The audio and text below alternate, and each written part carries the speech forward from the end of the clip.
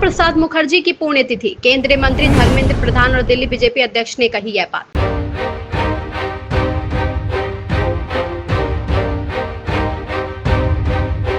केंद्रीय मंत्री धर्मेंद्र प्रधान ने कहा कि पंडित जवाहरलाल नेहरू ने श्यामा प्रसाद मुखर्जी की विचारधारा से असहमत होते हुए कहा था कि मैं तुमको कुचल दूंगा। इस पर श्यामा प्रसाद मुखर्जी ने कहा था कि वह इस कुचलने वाली मानसिकता को कुचल देंगे। उन्होंने कहा कि जिस विचारधारा को कुचलने की बात कही गई थी वह खूब फल फूल रही है और आज पूरी दुनिया की सबसे बड़ी राजनीतिक पार्टी के रूप में लोगों के सामने है। डॉक्टर श्यामा प्रसाद मुखर्जी की पुण्यतिथि पर उनको याद करते हुए केंद्रीय मंत्री धर्मेंद्र प्रधान ने कहा कि उनके विचार किसी एक दायरे में सीमित नहीं थे। वह राजनीति के अलावा शिक्षा, भाषा, लघु उद्योगों, अर्थशास्त्र, विज्ञान, कला सहित अनेक प्रमुख क्षेत्रों में मौलिक विचार रखते थे। उन्होंने किसानों, महिलाओं, युवाओं, बुनकरों को लेकर जो विचार रखे थे, आज वह भाजपा की नीतियों को तय करने में प्रमुख भूमिका निभा रहे हैं। इसी के सहारे आज देश के हर वर्ग का विकास हो रहा है। धर्मेंद्र प्रधान ने कहा कि डॉक्टर मुखर्जी ने स्वतंत्रता के तुरंत बाद ही यह बता दिया था कि इस देश में दो विधान नहीं चल सकते।